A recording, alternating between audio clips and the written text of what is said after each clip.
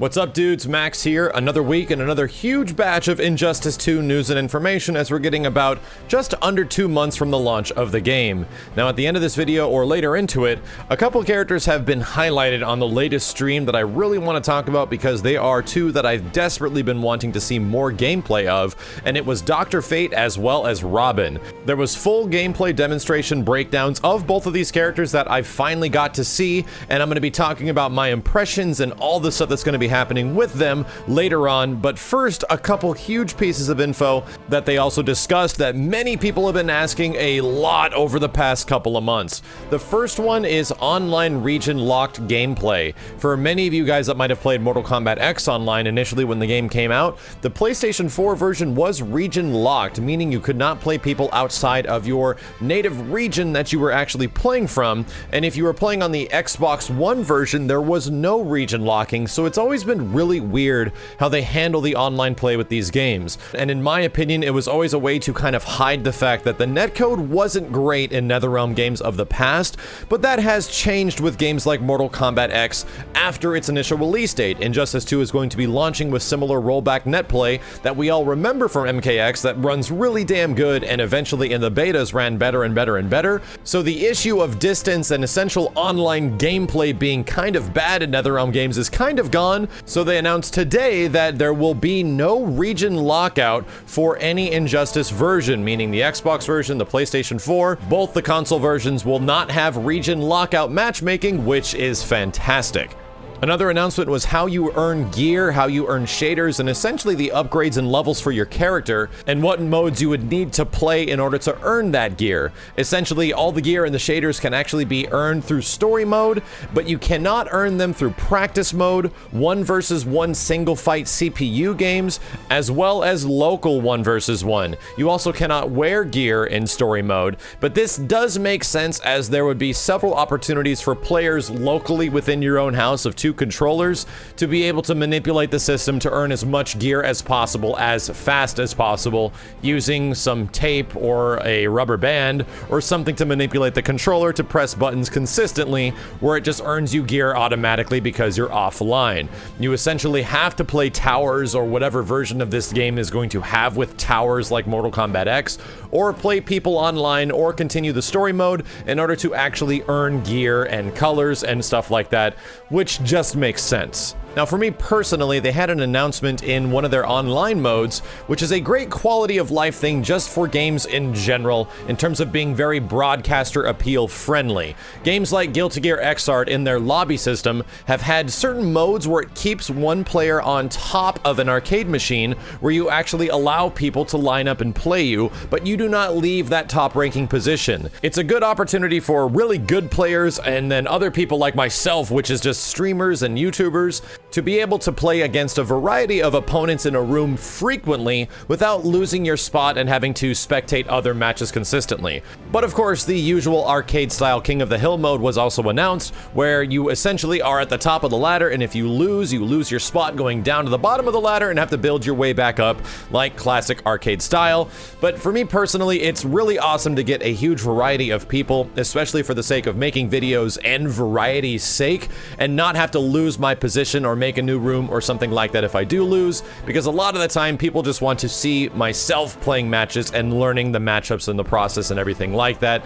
So it's just really cool, and it's something I really valued in Guilty Gear Xrd, and it's nice they're putting it into this game. So with all that stuff being said, let's talk about Robin.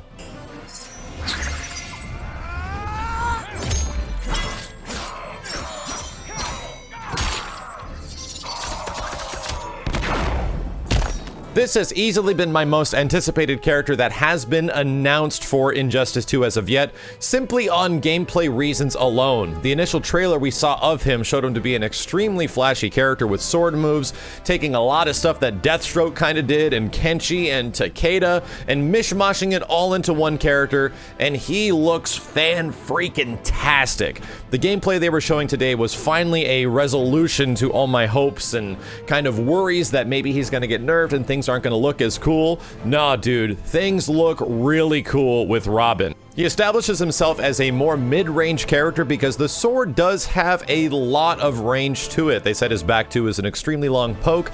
A lot of this stuff can be canceled, and right now appears to be extremely powerful around that mid-range, which is where I usually love to play most of my games, around a mid to close range.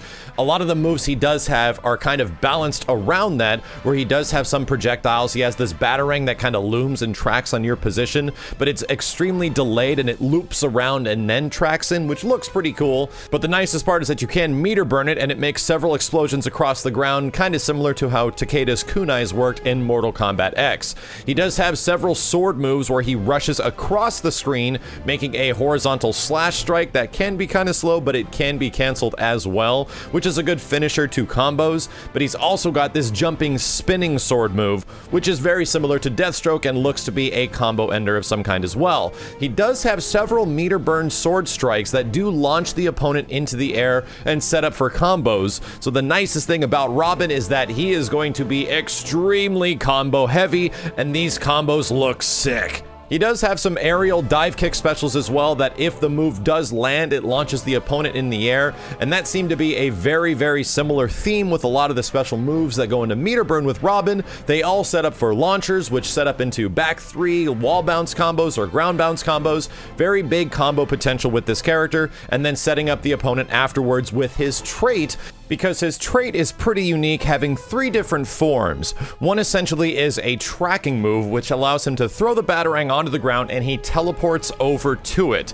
The other one is he throws the batarang on the ground, but it's a different color. That one causes an explosion, and the final version goes behind the opponent and pulls back, essentially sweeping them from behind. I'm thinking a lot of his combo setups are going to end him with a combo, or you choose to go for an ender or set them up with a batarang of some kind, because man, I'm really curious how you trigger that trait, if you can do it in the air, if you have to do it on the ground, because in some situations it can set up for some pretty dirty stuff, especially if there's a low hitting attack and you jump in after them. I don't know, man. It sounds like it could be really cool, but it also sounds like it could be really damn good. They also showed off some of the costumes for Robin that are ridiculous looking. There was a black and red costume, which I fell in love with, and they also showed the fact that you can remove his hood in combat, which is a thing that I think most characters should get. I'm kind of hoping that you can also remove Robin's cape for some situations as well. That'd just be a nice customization feature. The sword is customizable too, so there's going to be a lot of tweaks. I'll be looking forward to make him look as cool as possible. Now let's talk about Dr. Fate. Dr. Fate, from what I was anticipating, was going to be more like Martian Manhunter from the original Injustice, and that does not seem to be true. While he does have some similar stuff, Dr. Fate more focuses on ranged gameplay, and he is really a keep-out character. They were also describing the fact that he is essentially focused around keeping the opponent out and has defensive options and not as much combo options, because a lot of the stuff that I'm looking at is very Sinestro-like. We did say this before, but even now where he's able to set out glyphs and slow-moving projectiles that move across the screen, a lot of what Dr. Fate does is meant to keep you out and chip your damage down from a large distance away, because even his special moves are very limited in close-range usability. A lot of the stuff he does is long-range and meant to push the opponent out, even if it is used at a close-range distance. So I'm not super excited the fact that Dr. Fate is played as a keep-away character, as it's not really my style, but at the same time, I would like to see some combo possibility with him, because his trait does modify a lot of what he does. He can heal himself with regular special moves. He has these glyphs that attach to the opponent and explode if you attach several of them to the opponent, but when that trait is activated, it changes these things to be damage variations. The healing turns into damage, the glyphs cause mini explosions, and a lot of his combo potential actually opens up when his trait is activated, which is a unique thing. I'm actually very excited about that, because that also reminds me of Martian Manhunter. When you activated his trait for the stretchy limbs, you got a lot bigger combo possibility from that, so there is a little bit of similarities, but not nearly as much as I was kind of hoping for from Martian Manhunter in Injustice 1. Either way, I'm still going to try him out. Like I said, his playstyle doesn't fit me completely, but everything looks super cool with what this character does and how his hand mannerisms and the way his voice sounds is just absolutely awesome. I'm kind of loving Dr. Fate as a character in this game right now, and just the way he performs certain things might motivate me to play him, even though he is kind of keep away-y, and I feel a lot of people are going to be sticking to this guy, because the Zoner character archetype seems to be very overplayed, especially when Injustice 1 came out, so I'm very curious to see how that is treated when this game does come out. Is Deadshot and characters like Dr. Fate going to dominate the game very early on? I hope not, but I do also hope the fact that the net play in this game is going to be so dramatically better that getting around all that spacing and keep away is going to be a lot easier. That about does it for my impressions of Dr. Fate, as well as all the news that showed up for Robin and all the crazy stuff that's going to be happening to the core game itself with gear and online matchmaking. All very good news this week, and there's still a lot of stuff that they're teasing that they have not talked about that is going to dramatically change Injustice 2 and the way it's played, and we still haven't heard anything about that yet. As soon as it's updated, I'll be back to update you guys with my thoughts and impressions and more regarding the characters of Injustice 2 as soon as it's available. As always, guys, thank you a ton for watching. I very much appreciate any thumbs up on the video if you liked it. My name is Max, and I'll see you next time.